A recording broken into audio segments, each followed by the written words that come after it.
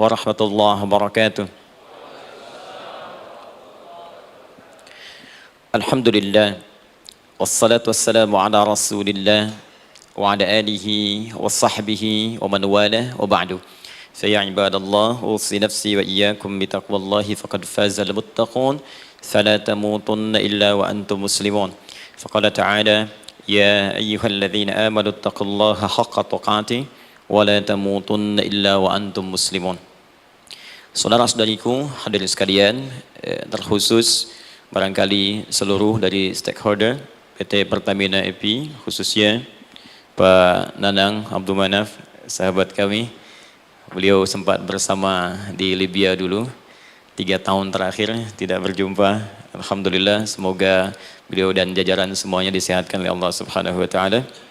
Pak Alfian, Pak Khalid, ya, dan seluruhnya, dan hadirin sekalian tanpa kecuali, saya bermohon pada Allah Subhanahu wa taala semoga kita senantiasa dirahmati, diberkahi dan dimudahkan oleh Allah Subhanahu wa taala. Alhamdulillah, kita baru saja menunaikan salat zuhur berjamaah. Semoga salat kita diterima oleh Allah Subhanahu wa taala. Ada 2 hal yang paling penting tentang salat ini yang ditekankan dalam Al-Qur'an. Pertama, kenapa salat begitu penting ditunaikan? Karena ia akan menjadi pembeda antara Khalik dengan makhluk. Jadi kalau kita ingin bedakan Tuhan dengan hamba, maka di antara titik penting perbedaannya, kata Allah langsung, itu terletak pada aspek ibadah, khususnya sholat. Karena itu ketika Nabi Musa alaihi salam berkenan kemudian langsung diperintahkan oleh Allah, sehingga disebut dengan kalimullah, yang diajak bicara, dan diperkenalkan tentang esensi ketuhanan Allah, maka disebutkan perintah langsung oleh Allah untuk menyembahnya dalam bentuk salat. Al-Quran surah ke-20 Taha ayat ke-14. Kata Allah, innani anallahu la ilaha illa ana fa'budni wa aqimis salata li dzikri. Ya Musa, tidak ada Tuhan, kata Allah, selain saya. Ya, maka jika engkau telah tahu saya Tuhan, bedanya Tuhan dengan makhluk, fa'budni, maka kewajiban engkau sebagai makhluk menyembah saya. Bagaimana caranya ya Allah, kata Musa? Kata Allah, wa aqimis salata, rahmatullah, wa aqimis salata lidzikri. Maka cara menyembahku itu adalah dengan salat. Karena itu semua nabi dan rasul, bahkan sebelum Nabi Muhammad SAW, diperintahkan oleh Allah untuk mengajak umatnya seluruhnya untuk salat. Ya, Nabi Isa alaihi salam salat. Anda buka Quran surah 19 Maryam ayat 31 sampai 33. Nabi Ismail alaihi salam, ya kakeknya Nabi ke-29, salat. Bahkan meminta keluarganya salat. Quran surah ke-19 ayat 55. Wa kana ya'muru ahlahu bis-shalah. Nabi Zakaria, saudaranya Imran, salat. Quran surah ketiga, ya, ayat ke-38 sampai dengan 39. Ayat 39-nya tegas mengatakan, fanadathu malaika wa huwa qa'imun yusalli fil mihrab. Jadi kalau kita urutkan dari Nabi Muhammad sallallahu alaihi wasallam sampai Nabi Adam alaihi salam, semua menunaikan salat kepada Allah Subhanahu wa taala.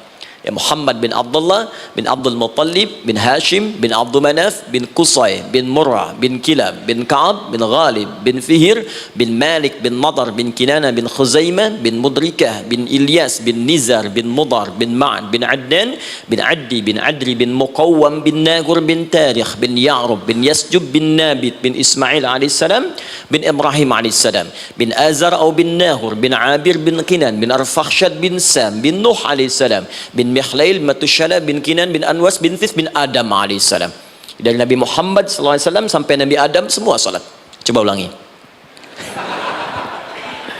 Nanti dalil singkatnya dari Quran surah keempat ayat 163, paling kiri sebelah atas di mushaf. Inna auhayna ilaika kama auhayna ila Nuhin wan nabiyyin min ba'di.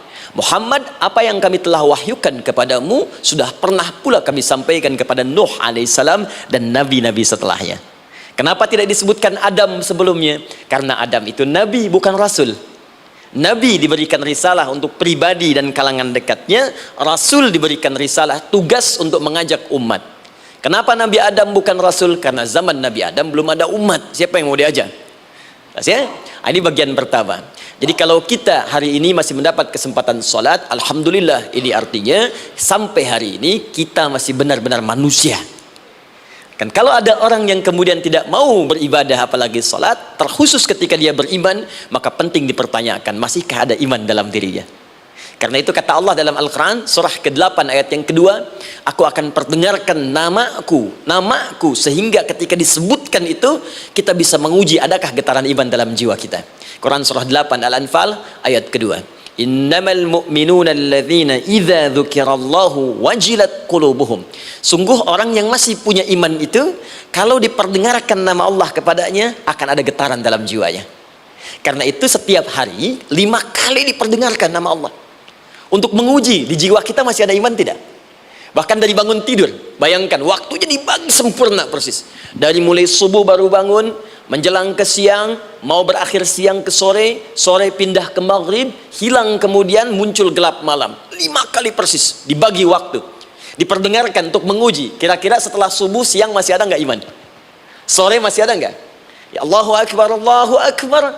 Karena itu kalau iman masih ada melekat di jiwa kita, demi Allah saya katakan, begitu kita mendengar suara azan, pasti hati kita akan mengatakan, Allahu Akbar, Allahu Akbar. Wih, sudah azan ya? Pernah begitu? Ya, walaupun mungkin setelah selesai, La ilaha illallah, baru azan, belum qomat. Ya, itu normal, gak apa-apa. Yang penting iman masih ada. Nah, ini menunjukkan ada getaran dalam jiwa. Satu itu. Yang kedua, ini yang jarang dimanfaatkan teman-teman. Jadi seringkali sholat dimaknai pada ibadah formal bagian pertama saja. Adapun yang keduanya, ini yang jarang digali. Padahal sekali saja dalam sehari, itu 5 kali Allah menunggu kita. Ternyata sholat itu satu-satunya wasilah ibadah yang disebutkan dalam Al-Quran untuk langsung memohonkan semua kebutuhan yang kita rasakan. Bahkan sebelum kita diminta sholat, itu kalimat pertamanya bukan ibadahnya. Kata Allah, kau punya masalah apa? Sedang butuh apa? Sedang punya problem apa? Buka Quran surah kedua Al-Baqarah ayat ke-45 sampai 46. Paling kanan pertengahan di usad. Wasta'inu bis-sabri was-salah. Perhatikan kalimatnya, indah sekali. Ya Allah menempatkan salatnya bagian kedua. Kata Allah, wasta'inu, hei hambaku, jika kalian punya persoalan dalam kehidupan, maka perhatikan kalimatnya baik-baik, wasta'inu, mintakan solusinya kepadaku. Jadi kalau sedang punya masalah, bukan bikin status, gak akan selesai. Sedang eksplorasi minyak gak keluar-keluar, bikin status, duh susah sekali yang ngebornya, gak akan selesai. Jalan macet, bikin status, Jakarta macet, ya gak akan selesai. Ya, apa yang harus dilakukan? Kata Allah, jika anda beriman kepadaku, yakin denganku, maka wasta'inu, punya persoalan minta kepada Allah. Caranya bagaimana? Satu, bisabri, terima dulu masalah itu, jangan dikeluhkan. Kaidah lain muncul, karena mustahil saya akan titipkan persoalan kalau tidak anda mampu mengatasinya. Kaidah Quran surah kedua ayat 286, kita hafal ayatnya. La yukallifullahu nafsan illa usaha. Perhatikan kaidahnya. Allah tidak mungkin menguji seorang hamba di luar batas kemampuannya. Jadi kalau kita sedang punya ujian di rumah kah, pekerjaan kah, kehidupan sosial kah, sebesar apapun ujian itu, kata Allah, memang karena anda yang sanggup. Kalau nggak sanggup gak akan diuji. Di ujian itu berbanding lurus dengan kemampuan. Mustahil seorang hamba diuji di luar batas kemampuannya. Jadi kalau anda sekarang pun sedang punya masalah sebesar apapun, kata Allah, memang cuma kamu yang sanggup, yang lain tidak. Maka jangan mengeluh. Jangan anda katakan, ya Allah, why me? Kenapa saya? Kata Allah, why not? Memang kamu yang mampu, yang lain tidak. Nah, ketika anda bisa menerima itu dengan sabar, baru datang kalimat kedua, wassalah. Kemudian datang tunaikan sholat dan mintakan solusi kepadaku lewat sholat. Ya, sedikit ya, lihat sini. Saya berikan sedikit uraian Al-Quran. Saya boleh menulis sini? Boleh ya? Ibu, maaf agak jauh. Ibu kelihatan ini? Oh, belum saya tulis. Bagaimana bisa kelihatan? Luar biasa. Cuma di Pertamina belum ditulis udah kelihatan. Maaf, lihat sini, wasta'inu. Baik, ya. Saya ingin sedikit sekali. Ini redaksi Quran itu indah sekali diksinya. Wasta'inu. Lihat sini.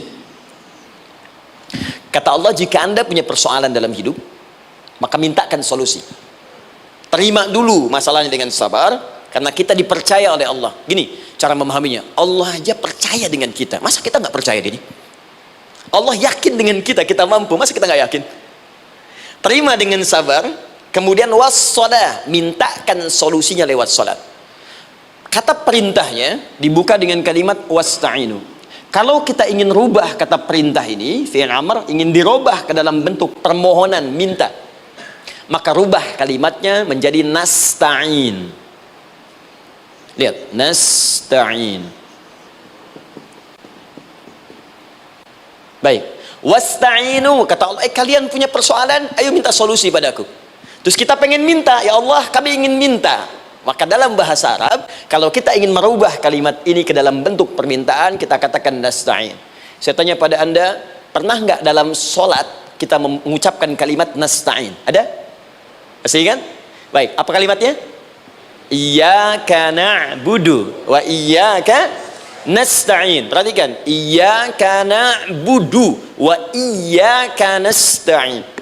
Iyyaka na'budu, iyyaka, ya Allah, engkau perintahkan aku untuk ibadah.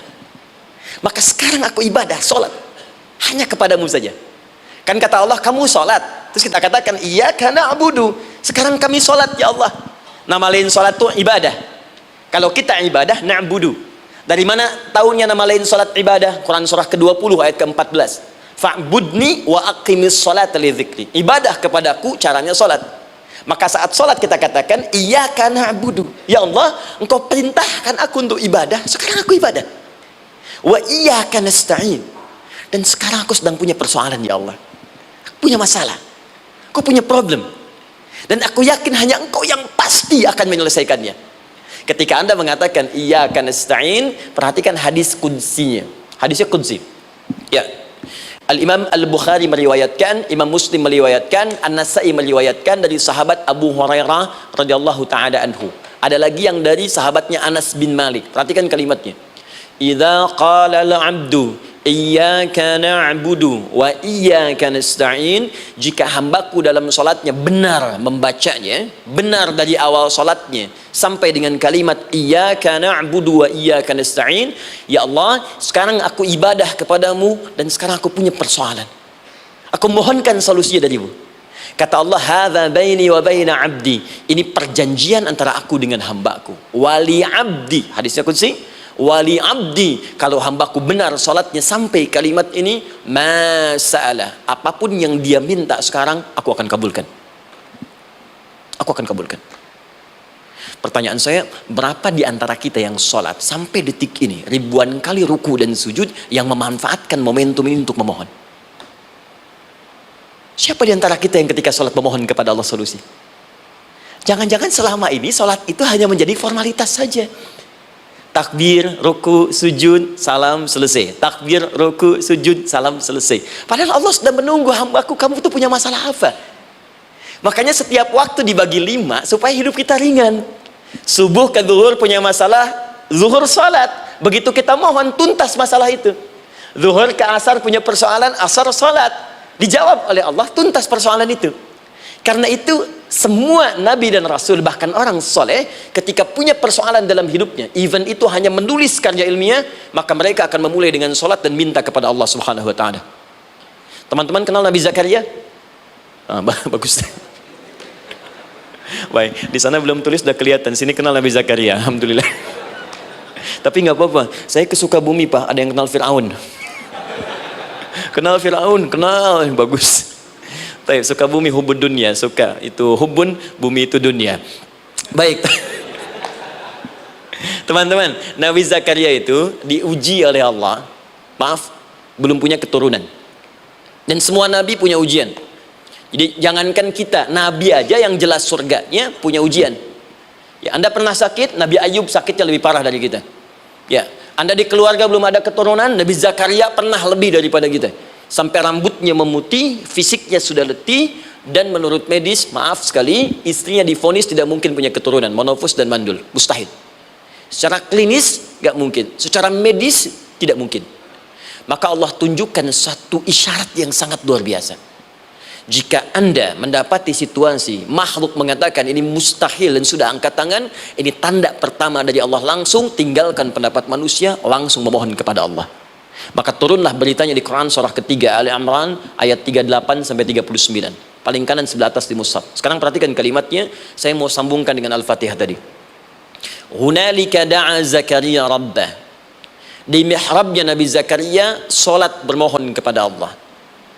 Qala rabbi habli min ladunka dzurriyyatan thayyibah. Kemudian ia berdoa, Rabbi habli, ya Allah yang maha memberi tanpa batas. Ini adab pertama, kalau teman-teman mau berdoa, sebut nama Allah sesuai dengan hajat kebutuhan kita. Itu yang disebut dengan al-asma'ul husna. Di asma'ul husna itu bukan nama-nama indah yang sekedar dihafal, bukan. Tapi nama yang diberikan oleh Allah sesuai dengan kebutuhan hidup kita. Dalilnya Quran surah ke-17 ayat 110. Ya, paling kanan sebelah atas di mushaf, ke pertengahan. Ya, kata Allah, qulid Allah. Jika Anda punya persoalan, sebut nama Allah. Allah Awir Rahman atau Ar-Rahman. Ayyamma tad'u, tapi kalau Anda ingin spesifik meminta, falahul asmaul husna. Pilih nama Allah, ia punya nama-nama yang indah sesuai kebutuhan kita. Jadi kalau teman-teman misalnya minta kelancaran rezeki, sebut ya Allah ya Razzaq. Anak mau ujian, ya Allah ya Al-Alim. Di proyek misalnya ada hambatan, ada gangguan, ya Allah ya Al-Jabbar ya Al-Malik. Ingin mudah mengatasi ujian, ya Allah ya Sabar. Minta. Ya, jangan semuanya disebutkan, nanti jadi beban. Ya, Allahumma ya Rahman ya Al-Malik ya Al-Quddus ya Sabar, gitu kan? Yang tadinya nggak punya masalah jadi punya masalah, gitu kan? Pilih salah satu.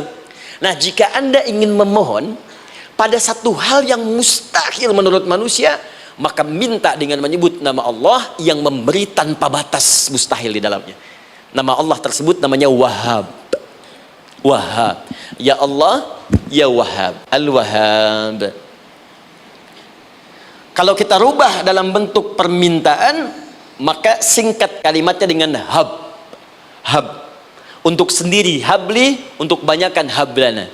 Rabbana hablana min azwajina wa dzurriyyatina qurrata a'yun.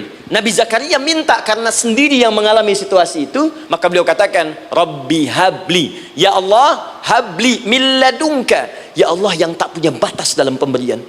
Mereka mengatakan aku tak akan punya keturunan. Mereka mengatakan mustahil aku punya anak.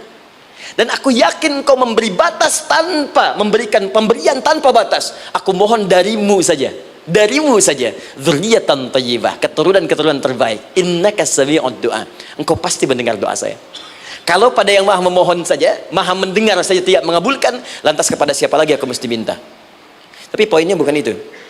Poinnya adalah ini disampaikan oleh Nabi Zakaria dalam keadaan sedang sholat, masih berdiri dalam sholatnya. Dalam bahasa Arab berdiri disebut dengan qaimun, qaim, berdiri. Sedang sholat disebut dengan yusolli. Perhatikan ayat 39-nya. Fanadathul malaikatu wa huwa qaimun yusalli fil mihrab. Maka seketika ketika doanya selesai dipanjatkan, salatnya belum selesai. Doanya selesai dipanjatkan, seketika datang malaikat menyampaikan, kamu dapat kabar gembira, Anda akan punya anak, bahkan namanya langsung diberikan oleh Allah, Yahya. Artinya hidup. Yang mustahil menurut manusia, lahir dari rahim seorang perempuan yang divonis monofos dan mandul, kata Allah, bagiku yang gak ada yang mustahil. Jadi dan hidup dia. Kapan itu terjadi? Masih sholat dan belum selesai dalam sholatnya, dalam keadaan berdiri. Sekarang saya tanya Anda, kita membaca iyyaka na'budu wa iyyaka nasta'in dalam keadaan ruku atau sujud? Sujud. Berdiri. Berdiri teman-teman. Betul kan? Dalam keadaan berdiri saat baca Al-Fatihah. Iyyaka na'budu wa saat kita mengatakan wa iyyaka nasta'in, Allah balik bertanya, apa yang kamu butuhkan? Nabi Zakaria itu sholat dulu baru minta. Kita umat Nabi Muhammad karena keutamaan nabinya, sebelum sholat dah ditunggu. Butuh apa? Mau minta apa? Karena itu saya ingin katakan, ayo manfaatkan momentum sholat ini. Jangan sekedar kita kemudian tunaikan formalitas, tapi kita tidak mendapatkan keuntungannya. Ayo, semuanya. Dari mulai takbir sudah ada doa. Ruku ada doa. Bahkan sujud kita bisa perbanyak dalam bahasa hati kita untuk memohon kepada Allah Subhanahu Wa Taala. Jelas sampai di sini? Baik. Mudah-mudahan insya Allah doa kita dikabulkan oleh Allah Subhanahu Wa Taala. Ini baru mukaddimah, kita belum mulai, ini pengantar. Tema kita hari ini tentang Al-Quran, dan mudah-mudahan kita diberikan insya Allah kelancaran untuk bahasan kita, dan topik ini insya Allah akan memberikan banyak manfaat dari apa yang kita kerjakan dalam keseharian kita. Saya mohon izin untuk melambatkan bacaan karena tadi hanya mengantarkan saja. Teman-teman, kenapa mesti Al-Quran? Apa esensi Al-Quran? Dan kenapa Al-Quran diwahyukan pada Nabi Muhammad SAW? Apakah khusus untuk sekedar dibaca? Atau ada satu nilai yang sangat penting yang justru itu mengandung nilai mukjizat yang paling dalam dari Al-Quran? Yuk kita mulai dengan Al-Quran surah kedua Al-Baqarah ayat ke-38, paling kanan sebelah atas. Disambungkan dengan Quran surah kedua ayat 185, paling kiri pertengahan di mushaf. Quran surah kedua ayat 38 dengan Quran surah kedua ayat 185. Saya mulai dari kisah Nabi Adam, saya pelan-pelan. Nabi Adam saat diciptakan oleh Allah, kemudian diberikan informasi bahwa beliau akan bertugas di bumi, beraktivitas di bumi. Disampaikan di Quran surah kedua ayat 30, paling kiri sebelah atas. Wa idh qala rabbuka lil malaikati inni ja'ilun fil ardi khalifah. Kata Allah, dan pelajari, ingat ketika kami menyampaikan pada para malaikat, kami akan menugaskan satu makhluk manusia namanya Adam di bumi tugasnya, untuk menjalani hidup di bumi. Nah, secara singkat, setelah Nabi Adam turun ke bumi di awal masa bersama Sayyidah Hawa ya alaihi wassalam, maka ternyata bersamaan dengan turunnya Adam dan Hawa ke bumi itu, mereka berdua dibekali petunjuk, yang dengan petunjuk itu, ini yang dahsyat, Allah jamin semua aktivitas hidupnya dari mulai yang sederhana sampai yang kompleks, pasti jika diikuti petunjuk ini, dia akan senang menjalaninya dan akan tenang mendapatkan hasilnya. Ya, perhatikan kalimatnya. Quran surah kedua ayat 38. Fokus. Qul nahbitu minha jami'a. Kata Allah, sekarang tiba saatnya. Adam, Hawa, turun kalian ke bumi. Kalau setan kita tinggalkan aja ya. Ini kita bahas Adam dulu. Turun kalian semua ke bumi. Fa imma ya'tiyannakum minni huda. Maka nanti sejak kalian tiba di bumi itu, aku akan turunkan satu petunjuk disebut dengan hudan namanya. Hudan. Fokus. Faman tabi'a hudaya, maka jika Anda dan keturunanmu mengikuti semua detil di petunjuk ini, fala khaufun alaihim walahum yahzanun, maka aku pastikan engkau dan seluruh keturunanmu akan menjalani hidup di muka bumi dengan tenang dan senang. Fala khauf, khauf itu gelisah, takut. Lawan dari takut apa? Tenang. Lawan dari gelisah, tenang. Kata Allah, jika Anda mengikuti tuntunan hidup yang ini, maka saya jamin semua hidupmu tenang. Walahum yahzanun, dan saya pastikan selama hidup di muka bumi itu, kalian tidak akan pernah bersedih. Senang. Lawan sedih, itu senang. Jadi ternyata, kita itu diminta tugas di bumi itu, bukan untuk dipersulit. Jadi kalau ada yang hidup sampai saat ini sedih, deh, di rumah tangga sedih, di kantor nggak tenang, pasti di antara poinnya bukan nggak mampu senang, tapi boleh jadi yang hidup ini tidak membaca petunjuk kehidupannya. Anda kerja di perusahaan, teman-teman ada yang di Pertamina, ada yang di yang lain. Kalau Anda nggak ikuti petunjuk, kan pekerjaan tidak akan berlangsung dengan nyaman, kan? Kalau Anda nggak ikuti aturannya, bagaimana bisa mengerjakan petunjuk itu dengan nyaman? Maka apalagi hidup yang kompleks. Kata Allah, sejak Adam saya turunkan, sudah ada petunjuk kehidupan, saya namakan dengan hudan. Anda ikuti petunjuk ini, maka langsung jaminan dari Allah, semua yang Anda jalani dalam hidup, pasti saya jamin senang dan tenang. Petunjuk ini disebut apa? Hudan. Nah, agak cepat. Di setiap masa, Nabi Adam selesai hidupnya, generasi kemudian berkembang, datang lagi Nabi Nuh, sampai ke Nabi Muhammad SAW. Perhatikan baik-baik. Setiap berganti generasi akan turun hudan sesuai dengan kebutuhan masyarakatnya pada saat itu. Baik, Nabi Musa menerima kitab apa namanya? Nabi Musa, Taurat. Taurat disebut hudan dalam Al-Quran. Muncul Nabi Musa, Kitabnya disebut Taurat. Perhatikan baik-baik. Tahukah teman-teman ketika Taurat disebutkan dalam Al-Quran? Buka Quran surah ke-17. Ya, ayat yang kedua. Wa ataina Musal kitaba. Kami berikan kepada Musa kitab. Lihat. Wa ja'alnahu hudan li bani Israil. Dan kitab yang kami berikan itu, yang disebut Taurat, Ali Imran ayat yang ketiga. Wa anzalat Taurata wal Injil. Kami berikan Taurat kepada Musa. Nah, saat Allah turunkan Taurat itu, hudan li bani Israil. Isi Taurat ini adalah petunjuk kehidupan khusus untuk Bani Israel saja. Umatnya Musa. Jadi kalau umat Nabi Musa mengikuti petunjuk hudan Taurat ini, kata Allah, saya jamin semua hidupnya tenang dengan senang. Nabi Isa turun Injil. Injil disebut hudan dalam Al-Quran. Dan yang terakhir, saya cepat karena waktu kita terbatas, ketika Allah menurunkan Nabi Muhammad SAW dan dipilih sebagai Rasul, maka saat yang bersamaan beliau pun diberikan petunjuk untuk umatnya. Dan dahsyatnya petunjuk itu pun disebut dengan hudan. Buka Quran surah kedua ayat 185. Syahrul Ramadan alladzi unzila fihi al-Quran. Di bulan Ramadan itu, kata Allah, saya turunkan Al-Quran. Kenapa saya turunkan Al-Quran? Hudal linnas. Saya jadikan Quran ini sebagai petunjuk, pedoman hidup linnas, bukan terbatas untuk satu komunitas, tapi untuk seluruh manusia sampai kehidupan berakhir. An-Nas disebutkan 241 kali dalam Al-Quran, menunjuk pada semua manusia tanpa kecuali. Ini bedanya Al-Quran dengan kitab sebelumnya. Taurat hanya untuk kalangan tertentu saja. Jadi selesai nabinya, selesai kitabnya. Injil hanya kalangan tertentu saja. Nabinya selesai, selesai kemudian misinya. Tapi Al-Quran tidak. Ini kalimat pertama langsung dari Allah. Walaupun nabinya wafat, tapi karena Al-Qurannya didesain oleh Allah untuk seluruh manusia sampai kehidupan berakhir, maka pasti Al-Quran itu di setiap masa akan mampu dijadikan pedoman dalam kehidupan. Jadi prinsip pertama, ketika Allah menurunkan Al-Quran, sebenarnya tujuan utamanya bukan sekedar dibaca. Tapi di dalamnya itu ada petunjuk hidup, Pak, Bu. Dan yang buat, yang menciptakan kita. Bukankah Anda kalau ingin memperbaiki sesuatu akan datang kepada penemunya, penciptanya? Anda punya handphone, ada masalah, kan datangnya ke counter handphone. Anda punya mobil, ada persoalan, bukankah datangnya ke dealer? Sekarang kita ingin tahu persoalan hidup kita. Ingin tahu gambaran hidup kita. Ingin tahu misi dan visi hidup kita. Kemana kita kemudian bertanya? Pada pencipta kita.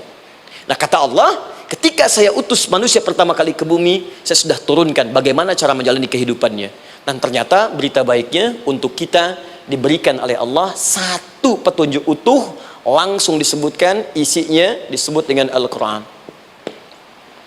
Jadi dari Al-Fatihah sampai dengan An-Nas, dia bukan bacaan biasa. Semua di dalamnya ada petunjuk kehidupan kita dari mulai bahkan dalam kandungan sampai kita wafat kepada Allah Subhanahu wa taala. Kalau diikuti petunjuk ini, langsung turun jaminan dari Allah. Hidup kita pasti akan tenang dan nyaman. Saya bacakan cepat ya. Tapi nggak usah ditulis, nanti kalau teman-teman agak terlambat mengikutinya, Anda buka kembali rekamannya, Anda boleh runtutkan kembali. Saya baca cepat saja, dan ini insya Allah Anda hanya akan temukan dalam Al-Quran. Nanti saya berikan rahasia di akhir sebelum kita akhiri. Yuk, satu, Anda silahkan bandingkan dengan buku manapun, referensi manapun, Anda hanya akan temukan dalam Al-Quran. Dari sejak sebelum lahir, bagi perempuan yang tengah mengandung, langsung Allah berikan tuntunan bagaimana agar kandungan itu berjalan dengan sehat, nyaman, dan mudah ke persalinan. Quran surah ke-7 ayat 189. Perkembangannya bisa diamati dan dicek kemudian, ya, baik ke dokter atau yang lain. Nanti perkembangannya disebutkan di Quran surah ke-22 ayat ke-5. Dirinci lagi di Quran surah ke-23 ayat 11 dari 9 sampai dengan 13. Kemudian mulai terlahir, dari lahiran diberi petunjuk oleh Allah. Nih, berikan ASI maksimal 2 tahun. Kalau ingin berhenti sebelum 2 tahun boleh, begini caranya. Quran surah kedua ayat 233. Dari sampai usia 2 tahun menjelang balik, kata Allah berikan 4 pendidikan dini. Ini turunannya disebutkan 1, 2, 3, 4. Jika Anda ajarkan ini, maka anak ini akan tumbuh. 1, dekat dengan Allah. 2, dijamin taat pada orang tuanya. 3, dia akan baik dengan lingkungannya. Dan 4, dia akan bertahan dalam kebaikan sampai dia dewasa. Quran surah ke-31 ayat 13 sampai dengan 19. Usia 7 tahun, ya, mulai dia balik misalnya, dia akan mulai belajar. Bagaimana cara belajar yang baik supaya cepat paham, gampang mengerti? Turun Quran surah ke-9 ayat 122. Amalannya di Quran surah 96 ayat yang pertama. Kemudian rinciannya diturunkan di Quran surah kedua ayat 282 di ujung ayatnya. Lalu bagaimana mencari sekolah yang bagus, majlis yang baik, guru-guru yang baik? Diturunkan Quran surah ke-58 ayat ke-11. Dicontohkan tentang Maryam dan Nabi Isa alaihissalam di Quran surah ketiga ayat 35 sampai dengan 37. Naik lagi, dia mulai dewasa, ya, mulai bergaul, bahkan kadang-kadang merantau, punya tempat komunitas berbeda. Bagaimana supaya dia bergaul tidak terpengaruhi lingkungan yang tidak baik? Maaf ya, kadang-kadang ibu yang sudah mengandung, melahirkan, ayah mencari nafkah, tiba-tiba anak pergi bahkan ke kampus, ke sekolah, dapat teman yang gak bagus, pulang-pulang mengecewakan Anda. Dan bagaimana menemukan tempat-tempat yang baik untuk bisa menjaga perilaku anak ini? Ditemukan nanti di Quran surah ke-49 ayat ke-13-nya. Dirinci perkembangannya di Quran surah ke-12 Yusuf ayat 2 sampai dengan ayat 29-nya. Sampai ketika dia akan mulai kemudian menikah, kata Allah, pilih pasangan yang baik dengan ta'aruf, berikan mahar yang sempurna. Quran surah ke-4 ayat ke-4. Kemudian dia mulai menikah, kata Allah, sebelum menikah pelajari dulu fikih nikah. Banyak orang yang menikah tapi karena tidak belajar tentang persoalan rumah tangga, apa yang akan terjadi di rumah tangganya. Detil Pak, Bu. Kata Allah, ini kalau kamu berbuat begini akan ada miskomunikasi. Kalau ada miskomunikasi persoalannya akan begini, solusinya begini. Maka diturunkan dasarnya di Quran surah ke-30 ayat 21, detilnya di Quran surah ke-4 ayat 34 sampai dengan 35. Paling kiri sebelah atas sampai dengan ke tengahnya. Anda berlanjut, diterangkan oleh Allah, hei, tugas suami saat mulai pertama kali menikah, maka tugas yang pertama siapkan untuk mencari nafkah. Bagaimana caranya ya Allah? Diturunkan oleh Allah. Satu, jangan takut kehilangan rizki. Jangan pernah mencuri, jangan pernah ngambil punya orang, karena punya kamu akan saya berikan sempurna. Kamu ngambil punya orang, maka kamu akan menyulitkan diri sendiri. Itu akan dikembalikan pada yang berhak. Ya, turun Quran surah ke-51 ayat 22.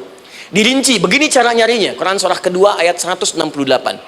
Kalau Anda ingin cepat baru bergerak, rizkinya sudah dapat. Quran surah kedua ayat 172. Ada yang dahsyat, dia belum keluar, rizkinya yang mendatangi dia. Jadi nanti di Al-Quran ada 8 jenis rizki. Di antara yang paling hebat, ada yang belum Anda datang, rizkinya sudah menjemput.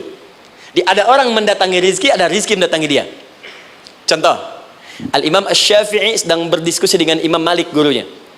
Kata Imam Asy-Syafi'i, Syekh, rizki itu mesti saya cari dulu, baru kita dapat. Kata gurunya, ya Syafi'i, ada rizki yang cukup kita beramal dekat kepada Allah, dia akan datang tanpa kita cari dengan ikhtiar manusia. Kata Syafi'i, mustahil. Kata Quran kan kita kerja dulu baru datang. Kata Imam Malik, gurunya, kamu yang belum sampai, kita amalkan ini, rizki datang. Maka berhenti sampai di situ. Imam Syafi'i pamit. Di jalan tiba-tiba beliau mendapati ada panen anggur, Pak, Bu. Terus dipanggil sama yang punya kebun. Ya, pemuda, katanya, sini, mau bantu nggak? Kalau kamu bantu, kami berikan anggurnya. Maka beliau bantu, panen, petik, sampai setelah selesai diberikan anggur yang besar-besar, hanum. Senyum, senang beliau. Ternyata senangnya bukan karena dapat anggur. Senangnya karena merasa pendapatnya benar. Kalau saya nggak bantu panen ini, nggak akan dapat saya anggur. Cuma karena saya bantu, saya diberi ini. Maka rasa senangnya inilah dibawa kemudian kepada gurunya, ingin laporan. Tapi perhatikan adabnya. Dia tidak mengatakan, guru, nih saya benar, kalau saya nggak ikut panen, nggak dapat saya ini. Perhatikan kalimat Asy-Syafi'i. Guru, tadi saya di jalan, dipanggil oleh pemilik kebun, ikut panen anggur. Begitu saya bantu, saya diberikan anggur ini. Beliau tekankan dengan kalimat yang kencang pada kalimat, begitu saya bantu, saya dapat anggur ini. Imam Malik tersenyum mengatakan, Masya Allah, Syafi'i luar biasa. Ini siang begitu panasnya, tadi saya mau keluar ngajar, terfikir di benak saya, Allah, kalau ada anggur yang besar-besar, enak rasanya. Tiba-tiba kamu datang bawa anggur. Ini Imam Syafi'i kerja dapat sesuatu, Imam Malik terfikir sesuatu, datang rezeki. Itu ada di Quran surah ke-7, teman-teman, ayat ke-96, paling kanan sebelah atas di mushafnya. Baik, teruskan dulu. Ya, Anda dalam mencari kerja, ingat, kalau Allah yang sampaikan pasti terjadi. Jangan dikira mudah. Kata Allah, akan ada persaingan, akan ada kadang-kadang singgungan, akan ada tantangan. Maka mulai petakan tantangan apa yang akan Anda lalui saat Anda mulai mencari nafkah itu. Maka turun Quran surah kedua ayat 214, paling kanan sebelah bawah. Am hasibtum an tadkhulul jannata. Hei, apa kamu mudah begitu saja mengira akan sukses dalam pekerjaanmu? Bahkan bisa diartikan surga, ingin masuk surga. Walamma ya'tikum mathalul ladzina khalau min qablikum. Sebelum engkau diuji seperti orang sukses dulu pernah sukses. Lihat mereka. Nggak ada orang sukses yang instan. Cuman balikan telapak tangan dapat, tidak. Kata Allah, lihat orang-orang dulu. Lihat orang-orang hebat dulu. Bagaimana mereka bisa kaya, bisa sukses, bisa punya posisi. Masat umul ba'sa, petakan olehmu tantangan apa yang akan dihadapi saat engkau bekerja itu. Satu, kata Allah, ba'sun, ada yang ringan. Ya, ba's. Ba'sa, jama' dari kata ba'sun. Dua, dara. Ini sudah menengah, jama' dari kata durun. Tiga, zilzal. Ini yang paling tinggi puncaknya. Jadi kalau Anda sudah mendapatkan ini, yakinlah, berarti Anda akan mendapatkan posisi yang tinggi. Karena mustahil orang besar diuji dengan ujian yang kecil. Zilzal, ini bagian ketiga. Ba'sa, ba'sun, mulai. Kira-kira tantangan-tantangan ringan apa saja yang akan Anda hadapi? Ya, kalau saya contohkan misalnya dengan contoh yang lain singkat, Anda mau ke masjid, ingin konsisten, mulai hijrah, ingin dekat dengan Allah. Tiba-tiba yang tadinya nggak mau ke masjid, mulai ke masjid, diuji dengan hujan. Hujan kecil, rintik-rintik, shower. Begitu hujan, orang Arab mengatakan kalau hujannya bisa lewat tanpa payung pun, orang Arab mengatakan la ba'sa. La ba'sa, ini ringan. Orang kita sambungin, labas. Dari bahasa Arab, lewat. Nah, jadi kalau Anda mau berangkat nih, siap bekerja, siap hadapi tantangan, baru mau lewat hujan kecil, berarti itu tantangan kecil kita lewati. Macet, petakan, cari jalan yang kemudian sempurna, jalan yang kosong, buka Google-nya, buka Waze-nya, buka map-nya, cari. Jadi kalau pada yang kecil aja belum kita lewati, bagaimana mendapatkan yang besar? Anda mau ke masjid, dikasih hujan kecil, mau berangkat gak jadi. Papa, kenapa gak jadi? Hujan mah, kan ada payung, takut riak. Setelah itu darwa, maaf, tantangan fisik. Kadang-kadang mulai ke fisik, mulai mengganggu. Ya, maaf, dirincikan kemudian oleh Al-Quran. Turun Quran surah ke-21, ayat 87 sampai 88, kisah Nabi Yunus alaihissalam. Yunus beraktivitas, bekerja, bukan berarti nggak ada tantangan. Kadang-kadang dibawa, kadang-kadang diusir, kadang-kadang Anda dapat misalnya proyek, kadang-kadang sudah mulai masukkan tender, tiba-tiba gagal, diserobot orang, kadang-kadang orang yang dapat, Anda yang ngajukan, itu biasa. Kata Allah itu biasa, bukan cuma Anda, yang lain pun ada. Bukankah Allah ajarkan kisah Sayyidah Hajar alaihissalam dengan Ismail?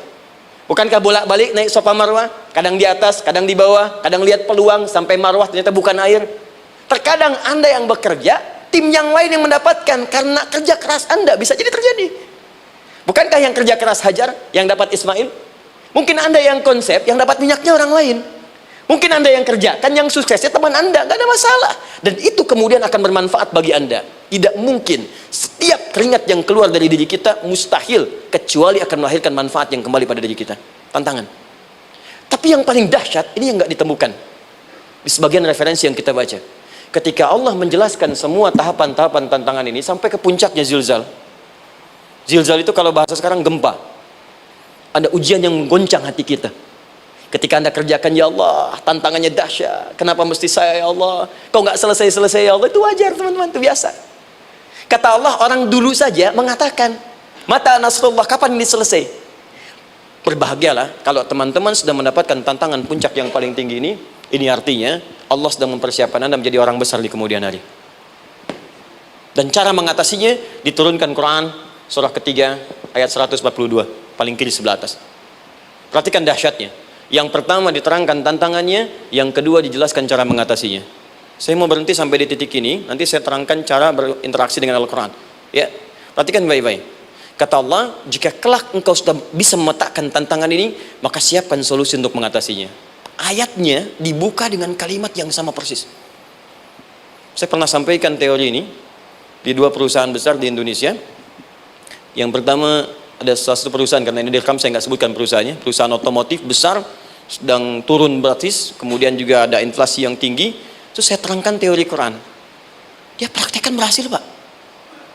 Padahal saat itu saya presentasi di depan non-muslim. Non-muslim. Sales-salesnya se-Indonesia dikumpulkan, saya bedah tentang ini. Dan mereka berhasil. Sampai sekarang naik lagi. Yang kedua, sama, ini direkturnya juga non-muslim. Tapi nggak apa-apa, kita diskusi. Dan mau mendengar teori ini. Dan praktekkan, naik. Ya, dulu di satu perusahaan minyak juga, sedang turun, karyawan semua dikumpulkan, lalu kita bahas tentang ini, kita terangkan. Yang ini yang paling menarik dari Al-Quran. Kalimatnya sama persis. Quran surah ketiga ayat 142. Am hasibtum an tadkhulul jannata. Apa Anda duga akan begitu mudah mendapatkan kesuksesan dalam hidup? Tolong fokus baik-baik. Jangan selalu mengartikan jannah dengan surga. Karena asal kata jannah itu artinya kesuksesan, kebahagiaan yang belum tampak. Surga, kenapa disebut dengan jannah? Karena itu puncak kebahagiaan kita yang belum nampak sekarang. Ya, saya kasih rahasia ya. Ini antara kita saja nih. Kalau ada kata jim dengan nun di depannya, itu pasti tidak nampak, tersembunyi. Apapun tambahannya. Ya, misal, jin kenapa disebut dengan jin? Karena memang ketika diciptakan dia tidak tampak, tersembunyi. Lawannya ins, karena itu kita disebut ins, karena saat lahir kita tampak. 18 kali disebutkan dalam Al-Quran. Ya ma'syaral jinni wal ins, wa ma khalaqtul jinna wal ins. Jadi jin disebut jin karena memang fitrahnya tersembunyi, nggak nampak. Jadi kalau ada jin melakukan penampakan, itu jin sedang kena masalah, sedang keluar dari fitrah. Sama dengan manusia, harusnya tampak. Jadi kalau ada manusia yang senang sembunyi-sembunyi, dia sama dengan, bukan saya yang bilang, sedang punya masalah. Ke kantor sembunyi-sembunyi, hati-hati Pak Alfian tuh. Biasa ada pintu depan, masuk pintu belakang. Suami di rumah buka WA sembunyi-sembunyi, Bu hati-hati itu. Pulang lewat pintu belakang, berarti sedang punya persoalan dalam hidup. Setiap ada jim dengan nun, pasti tersembunyi. Ibu punya janin, rahim, dalam rahim ada janin. Kenapa disebut dengan janin? Jim, nun, ya, nun. Karena sosok itu belum nampak dalam pandangan kita. Nanti kalau sudah lahir, baru tampak. Jannah, kenapa disebut jannah? Karena belum tampak dalam pandangan kita, nanti kelihatan. Karena itu dalam Al-Quran, kata jannah itu tidak dikhususkan dengan surga, tidak dikhususkan dengan surga. Kadang-kadang menunjuk aspek kesuksesan yang belum tampak. Anda mau ngubur minyak, minyaknya belum tampak, belum kelihatan. Anda mau kerja, ya hasilnya kan belum tampak, baru ikhtiar sekarang. Karena itu orang Arab disebut kaya kalau mereka mendapatkan kebun yang tak tampak sebelumnya. Kebun anggur, bukan kurma, kalau kurma banyak. Kebun anggur, ada apel, ada jeruk, sampingnya ada sungai-sungai, disebut dengan jannah. Ya, kalau punya unta, nggak kaya di Arab, biasa. Karena yang kelihatan padang pasir, unta, hitam, merah, biasa. Tapi kalau sudah punya kebun, kebun anggur yang sulit di padang pasir ada kebun, itu baru disebut kaya. Karena itu orang Arab kadang mengartikan jannah dengan aspek kesuksesan yang belum tampak. Diartikan dengan kebun anggur, kebun apel, dan macam-macamnya. Perhatikan, am hasibtum an tadkhulul jannah. Apa Anda duga ingin sukses itu begitu mudah? Sukses jadi tidak. Walamma ya'lamillahu alladhina jahadu minkum wa ya'lamas sabirin. Perhatikan baik-baik. Sebelum Allah memastikan pada diri Anda terdapat dua hal yang paling utama untuk mengatasi tantangan tadi. Satu, jahadu, kesungguhan, serius. Jadi kalau mau sukses mesti serius, kerja serius, cintai pekerjaan Anda, ya, belajar anak-anak serius, pastikan belajar dengan serius. Jangan cuma anak-anak duduk paling belakang, nggak pernah nanya, kadang ngantuk pulang, ujian, besoknya mau ujian baru belajar, ya, sistem SKS, sistem kebut. Ya kadang-kadang sejam, Bu, Pak. Saya pernah ada orang di luar ngadu waktu di Libya, Ustadz gimana ini orang Indonesia? Kenapa? Saya belajar 3 bulan, besok mau ujian. Teman antum orang Indonesia pinjam catatan saya, baru semalam dia dapat 8, saya 7,5. Saya bilang, Anda belum tahu sistem SKS tuh. Baik, ya. Tapi itu bukan solusi. Begitu ujian selesai, ilmu lupa. Itu poinnya. Jadi kalau hanya sekedar ilmu dipakai untuk ujian, pada prakteknya nggak akan terpakai. Ini banyak anak sekolah sekarang hanya belajar untuk ujian saja. Padahal kalau dipraktekkan, kadang kaitan dengan agama tinggi, Bu, Pak. Fisika itu dengan agama itu tinggi. Gaya F1 sama dengan F2, gaya gerak sama dengan gaya dorong. Gaya sedikit, maka keluarnya sedikit. Pukul kencang, bunyinya kencang. Imannya kalau kuat, amalan jadi banyak. Iman sedikit, amal pun sedikit. F berbanding lurus dengan P, hukum Pascal. Gaya berbanding lurus dengan tekanan. Masuk bab akhlak. Makin banyak gaya, makin banyak tertekan. Nah itulah. Gaji 5 juta, gaya 10 juta, kan? Ini serius.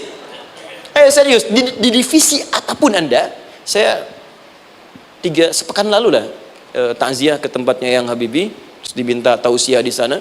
Dan saya perhatikan beliau termasuk yang paling serius ketika diberikan tugas apapun. Gak pernah diberikan amanah kecuali mencintai pekerjaan itu. Yang Habibie demikian. Ciri orang sukses itu serius. Tapi keseriusan itu, kata Allah petakan jadi 3 bagian lagi. Karena jahadu itu punya 3 turunan kata. 1, keseriusan merencanakan, disebut ijtihad namanya. Punya rencana. Mappingnya apa? Stepnya apa? Oke, Anda ingin kerjakan sebuah proyek, baik, proyeknya berlangsung berapa lama? Target kita apa? Jangka panjangnya, menengahnya, jangka pendeknya. Kemudian apa tantangan yang akan dihadapi di setiap tahapan-tahapannya? Selesaikan. Bahkan saking pentingnya tahap perencanaan ini ditunjukkan oleh Allah langsung lewat sholat. Teman-teman masih ingat sholat pertama yang kita kerjakan setiap hari, sholat apa namanya? Subuh. Apa artinya subuh? Tuh, ini masalahnya. Ini kata Al-Quran sendiri ya, kata Al-Quran sendiri. Nanti akan ditemukan orang yang ibadah tidak paham apa yang dikerjakan dan dilakukan dalam ibadahnya. Contoh sholat. Kata Allah akan ada orang sholat yang saat sholat tidak mengerti apa yang ia baca dan ia lakukan dalam sholatnya. Jujur tanyakan pada diri kita. Sampai detik ini, dari sekian ribuan kali ruku dan sujud, berapa persen bacaan sholat yang kita pahami? Jangan-jangan kita ruku tapi nggak ngerti yang dibaca. Sujud tak paham yang diungkapkan. Bagaimana bisa khusyuk? Mustahil. Maka kembali ke sini. Kenapa sholat pertama itu disebut dengan subuh? Teman-teman, ternyata semua nama sholat dari subuh sampai isya plus bacaan dan gerakan dari takbir sampai salam itu bukan sekedar gerakan semata. Semua ada artinya, ada maknanya. Dan diajarkan oleh Nabi langsung. Subuh disebut dengan subuh. Ada 2 kata. 1 fajar, Quran surah ke-17 ayat 78. Inna Qur'an al-fajri kana mashhuda. Kedua subuh di surat At-Takwir. Was subhi idza tanaffas. Kenapa disebut fajar? Fajar itu pancaran positif, pancaran kebaikan. Jadi kalau yang baik disebut fajar, kalau yang jelek disebut fujur. Fujur ada di Quran surah 91 ayat 7 sampai 8. Wa nafsi wa ma sawwaha fa alhamaha fujuraha wa taqwaha. Fujur itu rambatan gelombang buruk yang muncul dari nafsu. Ya, ditembuskan ke elemen tubuh kita. Misal gini. Tiba-tiba pengen marah. Ya, di tubuh kita mengatakan melotot, maka ini ada pancaran di hati kita nyambung kemudian ke mata. Ini rambatan dari sini ke mata disebut fujur namanya. Mau ke tangan pukul, masuk ke tangan. Itu rambatannya disebut fujur namanya. Ya. Yang baiknya disebut fajar. Ya, misal saya ingin sholat, tiba-tiba hati mengatakan sudah azan, merambat ke kaki, cepat melangkah, cepat wudhu. Nah, itu rambatannya disebut fajar namanya, atau infajar. Ini pasti ada, ya. Fujur nama lainnya nafsu. Disebutkan 115 kali dalam Al-Quran. Takwa, rambatan fajar, sumbernya takwa. Disebutkan 115 kali dalam Al-Quran. Di jiwa kita ada takwa, ada nafsu. Takwa yang dorong malaikat, disebutkan 88 kali dalam Al-Quran. Nafsu yang dorong setan, disebutkan sama 88 kali. Di setiap Anda akan mengerjakan satu hal, pasti akan yang mendorong pada yang baik, akan mencegah dari yang baik itu nafsu. Pasti itu. Pak Alpian mau tanda tangan proyek. Tiba-tiba disodorkan, Pak, ini Pak, kok begini proyeknya? Perbaiki, karena ada yang nggak beres. Tapi fee-nya lumayan Pak, 1 miliar. Nggak bisa, jiwa takwa mengatakan jangan terima Pak. Bapak mengatakan maaf, ini jari tahiyat, gak akan pernah dipakai maksiat, perbaiki, datang lagi.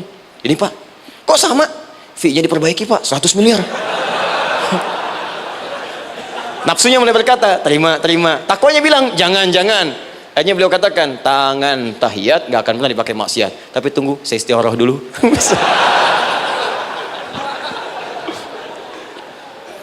Nah, waktunya, ini salatnya disebut fajar. Kenapa disebut fajar? Karena saat kita tidur, terus dengar suara azan, Allahu Akbar, maka memancar dari iman kita, rambatan untuk merespon suara itu. Bangun kita untuk menunaikan salat.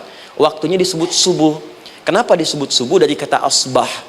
Asbah itu artinya yang siap dengan rencana. Ya, orang Islam tuh nggak ada yang bangun dari tidurnya kecuali punya rencana jelas yang akan dieksekusi di hari itu. Makanya sebelum kita bekerja mengeksekusi itu, kita datang menghadap Allah supaya Allah berikan kemudahan di setiap aktivitas kita. Coba lihat manajemen Nabi. Bukankah sebelum tidur beliau istighfar dulu? Dirinci pekerjaannya, dicatat yang akan dikerjakan besok, istighfar 70 kali, 100 kali, sehingga dengan istighfar saat tidurnya tenang. Coba kita biasakan. Ada yang baca Quran, ada yang istighfar. Kalau nggak percaya silahkan cek. Begitu Anda lakukan, tidurnya enak. Besoknya rencana itu sudah siap. Makanya ketika bangun, siap jam 7 mau kemana, jam 8 ada di mana, jam 12 kerjakan apa. Sebelum mengerjakan itu, datang kepada Allah, sujud, ya Allah, saya punya rencana ini, tolong mudahkan. Begitu caranya. Itu yang disebut dengan subuh. Nah, sekarang kembalikan, peta hidup kita mau seperti apa ke depan? Ijtihad. Yang kedua, kalau sudah jelas konsepnya, visinya sudah ada, maka jihad. Yang kedua, jihad. Jihad itu eksekusinya, aksinya, actionnya, perjuangan fisiknya. Rencananya apa? Tahajud malam nanti. Bismillah. Jam berapa? 2:30. Baik, yuk kita mulai rencanakan. Eksekusi rencananya. Bagaimana cara kita bangun 2:30? Pasang alarm. Jam berapa alarm dipasang? 3 kali. Pertama 1:30, kedua 2:4, ketiga jam 2:04. Baik. Alarm pertama untuk mematikan alarm kedua. Alarm kedua matikan alarm ketiga. Ketiga siap-siap. Baik. Siap bangun. Jihad. Awas, ini penting ya. Jihad itu jangan dipersempit maknanya kepada situasi peperangan saja, tidak. Banyak jihad itu luas sekali medannya. Karena jihad itu perjuangan fisik. Dan maaf sekali, dalam konteks perang pun bukan menyerang orang, tapi membela diri saat diserang. Di Islam itu bukan agama ekspansi. Cek di sejarah, nggak ada Islam menyerang. Yang ada itu membela diri saat diserang. Atau saat orang lain dizalimi dan kita diminta untuk terlibat, kita membantu. Ini bukan dalam konteks sekarang yang banyak dibincangkan, tembak orang, bom orang, nyerang orang, bukan. Itu waktu kejadian bom Tamrin itu pertama, saya di Lampung posisinya. Itu begitu meledak, tuar. Pertanyaan pertama Pak di Majelis Taklim, Ustadz, apakah bom di Jalan Tamrin termasuk jihad fisabilillah?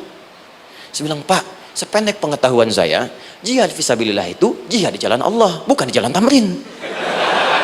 Kaidahnya beda.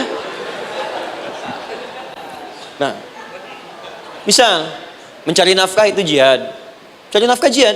Quran surah keempat ayat 34, paling kiri sebelah atas. Tugas pertama ketika menikah, kata Allah, ar-rijalu qawwamuna 'alan nisa. Setiap lelaki itu diminta oleh Allah untuk mengatur bagian rumah tangganya. Jadi pemimpin di rumah tangganya. Ya bima faddalallahu ba'dahum 'ala ba'din, karena diberikan kemampuan untuk memimpin. Di pemimpin itu ada di suami. Dan ciri khas pemimpin, Bu, biasanya ciri khas pemimpin apa, Bu? Bukan tegas, bukan. Ciri khas pemimpin itu tidak mau dipimpin. Makanya kalau ada sesuatu, masukkan lewat usulan, jangan beri saran. Kalau saran susah, itu pemimpin. Baik, tapi yang paling luar biasa kata Allah, perhatikan kalimatnya indah sekali. Wa bima anfaqu min amwalihim. Saya berikan tugas untuk mencari nafkah. Ketika seorang lelaki bertugas mencari nafkah, ingat ya, konteks apapun, kalau perempuan nanti bekerja bukan nafkah poinnya. Bisa hobi, ya, bisa aktivitas, tapi nafkah kalau sudah menikah itu ada pada suami. Perempuan tidak. Kalaupun tidak dilarang perempuan bekerja, tidak. Sayyidah Aisyah mengajar, ada yang para sahabiah jadi perawat, ya, ada yang pengajar. Banyak dulu sahabat Nabi yang perempuan mengajar. Ya, kan ada pelajaran-pelajaran khusus perempuan. Ya, ada bagian perawat, ada dokter. Ini kan yang ngandung perempuan, masa yang periksa laki-laki? Ya, ada bagian perempuan tertentu. Itu silahkan bekerja boleh, tapi nafkah laki-laki. Begitu lelaki meniatkan pekerjaannya karena Allah untuk mencari nafkah, itu setiap langkahnya jihad fisabilillah. Wafat, syahid. Maaf ya, apakah selama Anda bekerja sudah diniatkan ibadah? Jangan-jangan cuma kerja aja. Kalau cuma kerja, apa bedanya Anda dengan yang belum beriman? Anda wafat juga. Kerja di gedung yang sama, berangkat menemukan kemacetan yang sama. Apa bedanya iman kita dengan yang lain?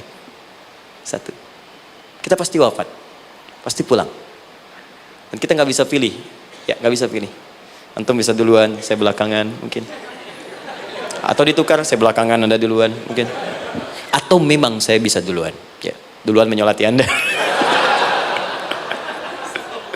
Oke, paham ya? Jadi ibu di rumah jihad, Bu, pada anak, perawat, mengandung itu sudah jihad. Jadi kalau wafat dalam proses saya melahirkan atau sedang mengandung itu syahid. Itu jelas nggak ada perbedaan pendapat. Anak-anak yang sekolah niatkan ibadah, Bu, Pak. Mohon maaf ya, mesti ada bedanya. Iman kita di rumah mesti itu terpancar kepada anak-anak. Ajarkan mereka sekolah yang baik. Pilih sekolah yang mengajarkan sholat, mengajarkan baca Quran. Sekarang banyak kok. Fisikanya bagus, Qurannya bagus, kimianya bagus, sholatnya juga bagus. Cari. Kalau bisa dunianya bagus, akhirat bagus, kenapa hanya pilih dunia saja? Siapkan. Itu jihad. Terakhir, tidak mudah mengeksekusi ini. Pasti ada tantangan yang ketiga. Namanya mujahadah. Mujahadah. Tantangan mengatasi gejolak jiwa. Kadang-kadang malas, capek, ya Belum eksekusi dilakukan, sudah berdebat pada yang tidak penting, sehingga tidak menghasilkan kesimpulan, ragu-ragu, khawatir, maka atasi semua itu. Turun Quran surah kedua ayat 216. Kutiba alaikumul qitalu wa huwa kurhul lakum. Kalau engkau sedang tidak nyaman, maka perangi ketidaknyamanan itu jika engkau ingin mendapatkan kesuksesan yang telah engkau cita-citakan. Asa an takrahu syai'an fa huwa khairul lakum. Boleh jadi apa yang engkau tidak rasakan sekarang, engkau rasakan gak enak, gak nyaman, di balik itu Allah sedang siapkan sesuatu yang lebih baik untukmu. Wa asa an tuhibbu syai'an fa huwa syarrul lakum. Mungkin yang engkau harap-harap sekarang boleh jadi itu belum baik untukmu sekarang. Allahu ya'lamu wa antum la ta'lamun. Karena Allah lebih tahu masa depan, engkau pikiranmu pendek sampai di sini saja. Maka teman-teman sekalian, kembalikan lagi, tidak pernah Anda akan temukan dalam Al-Qur'an kecuali bimbingan hidup yang semuanya nyata. Silahkan cek. Itu baru pekerjaan, belum ibu di rumah, ibu capek merawat anak, kadang mengeluh, kadang nangis. Turun Quran surah ke-17 ayat 23. Kadang-kadang ada beda pendapat dengan suami, Quran surah ke-4 ayat 34 sampai 35. Masalah kondangan saja Pak, bisa beda pendapat. Ya. Ya Pak, kan ada family gathering malam, Mama pakai baju apa ya? Hijau apa yang biru?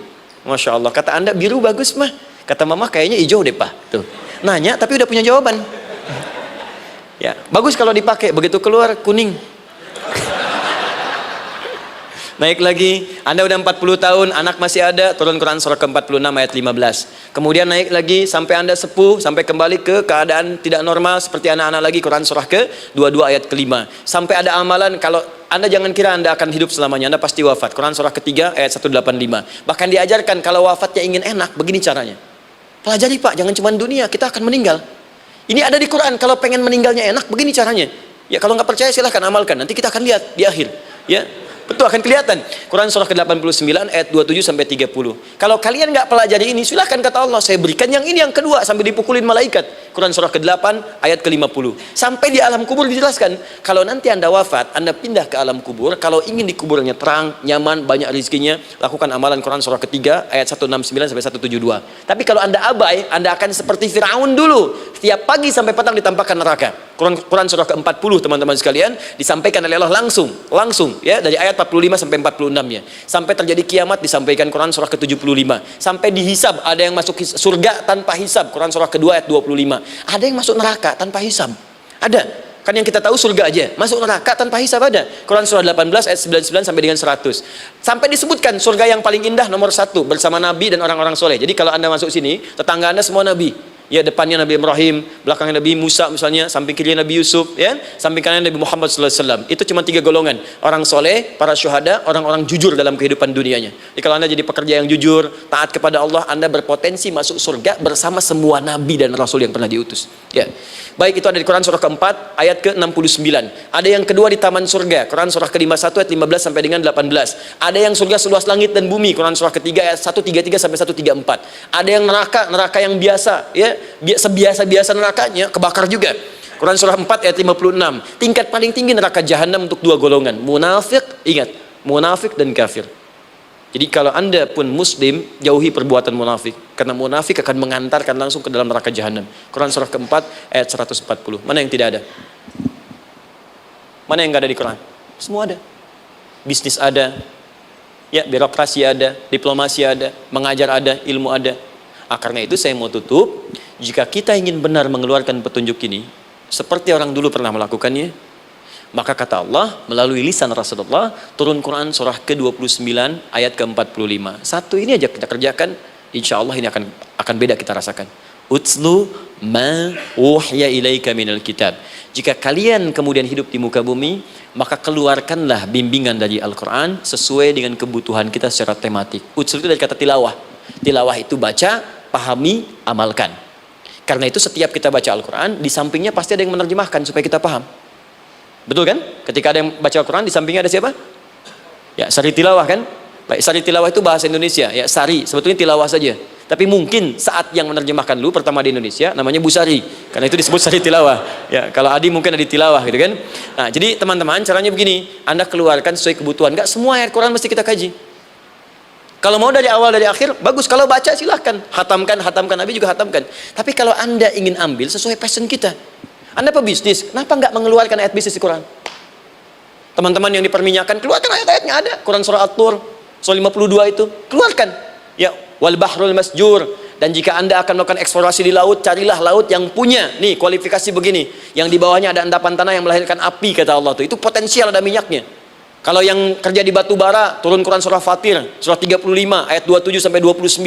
Ini jenisnya. Ada yang kelihatan dari jauh, ada yang harus digali, ada yang kelihatan dari jauhnya kelihatan hijau, ada kelihatan menghitam. Disebutkan langsung. Ada. Kenapa nggak Anda turunkan dalam bentuk-bentuk tematik yang itu bagian kita? Ada yang pokok, ada yang spesifik. Yang pokok tentang sholat, karena semua orang sholat. Tentang ayah. Anda jadi ayah berapa tahun? Kenapa nggak dikeluarkan di Quran ayat-ayat tentang ayah? Kenapa nggak dikeluarkan di Quran ayat-ayat tentang ibu? Jangan jauh-jauh dulu bicaranya. Tentang belajar. Nah, nanti eksekusinya kalau mau cepat buka kitabnya Al-Imam Al-Bukhari. Ada kitab hadis, saya akhiri, yang dikarang oleh Al-Imam Al-Bukhari dan sangat populer. Apa nama kitabnya? Kalau hafal saya kasih hadiah. Apa kitab Imam Al-Bukhari yang populer? Ya.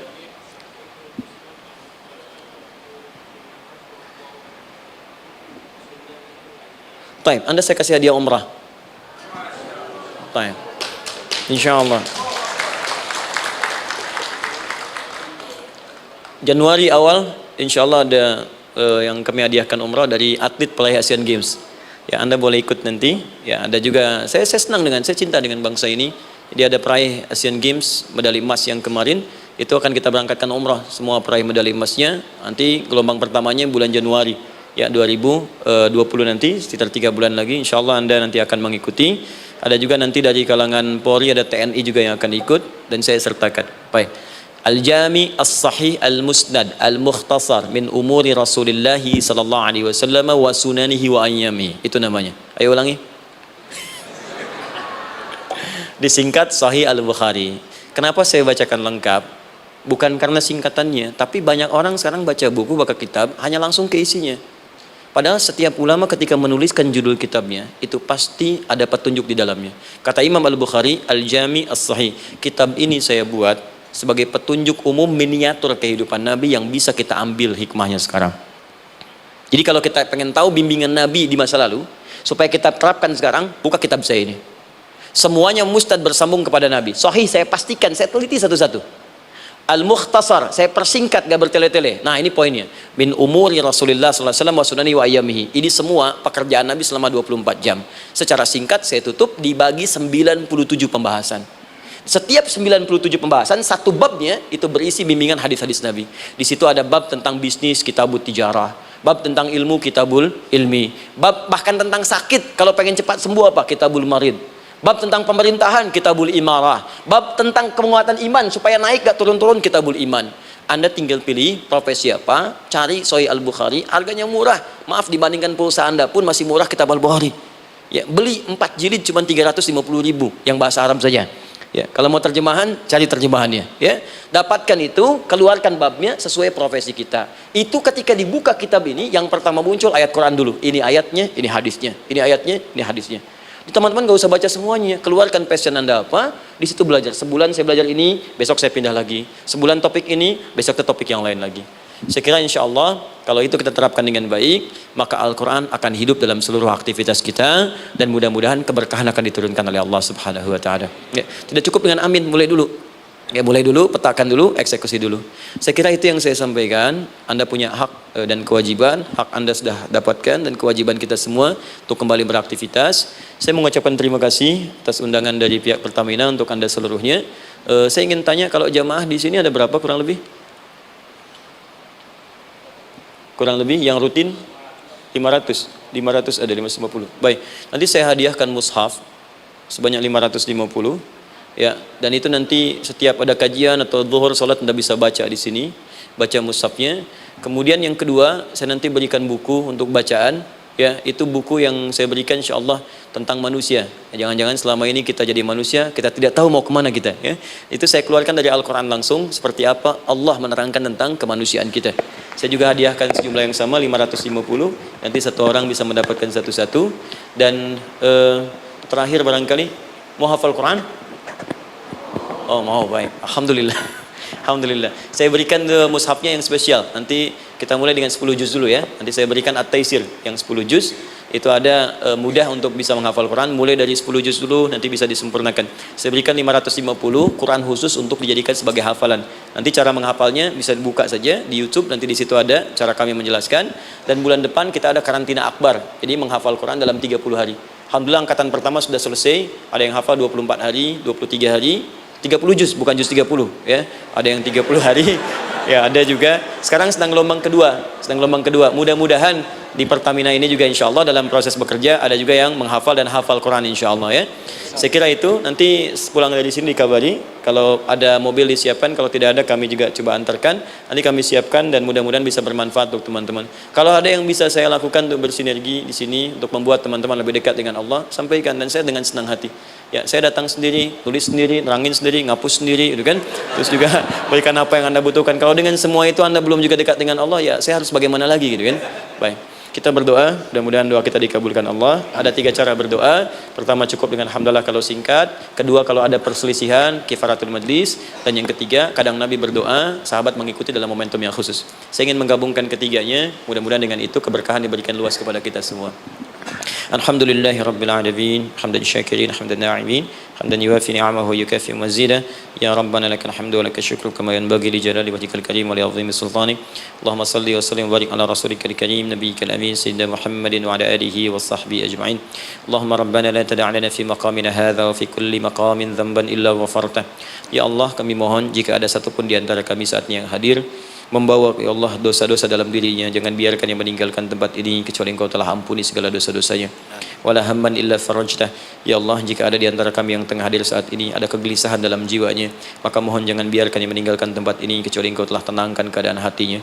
Allahumma wala asran illa yassartah. Ya Allah, jika ada di antara kami yang tengah mengalami kesulitan baik di pekerjaannya, kehidupan rumah tangganya, maka dengan keikhlasan amalnya ya Allah angkat dan ringankan segala kesulitannya. Allahumma wala maridan illa syafaitah. Jika ada di antara kami yang tengah Engkau uji dengan penyakit seberat apapun, maka mohon angkat dan sembuhkan segala penyakitnya. Allahumma yassir lana umurana wa la tu'assir alaina. Ya Allah, mudahkan semua urusan kami, jangan berikan kadar ujian yang tidak kami sanggup mengatasinya ya arhamar rahimin. Allahumma alif baina qulubina, ati anfusana taqwaha wa zakki anta khairu man zakkaha anta waliyuha wa maulaha. Ya Allah, mohon lembutkan hati kami untuk saling bersaudara dalam kebaikan, jauhkan kami dari perpecahan ya Allah, dan bersihkan jiwa kami agar kami bersih keadaan jiwa untuk bisa beramal dalam kebaikan dengan mendapatkan ridhamu. Allahumma rabbana atina fid dunya hasanah wa fil akhirati hasanah wa qina adzabannar. Ya Allah, kami mohon anugerahkan segala kebaikan di muka bumi ini yang mampu kami raih, dan berikan kami segala kemuliaan di akhirat yang mampu kami dapatkan, dan mohon jauhkan kami dari segala ya Allah murka dan neraka-Mu. Allahumma barik lana ya Allah fi ailatina wa fi amalina ya Allah wa fi kulli ya Allah hayatina. Ya Allah, kami mohon anugerahkan keberkahan dalam kehidupan keluarga kami, di kantor, di pekerjaan kami, dan seluruh tahapan kehidupan yang akan kami lalui. Bi fadlika subhana rabbika rabbil izzati amma yasifun wa salamun alal mursalin. Subhanakallahumma wa bihamdika asyhadu an la ilaha illa anta nastaghfiruka wa natubu ilaik wa akhiru da'wana alhamdulillahi rabbil alamin. Thumma assalamu alaikum warahmatullahi wabarakatuh.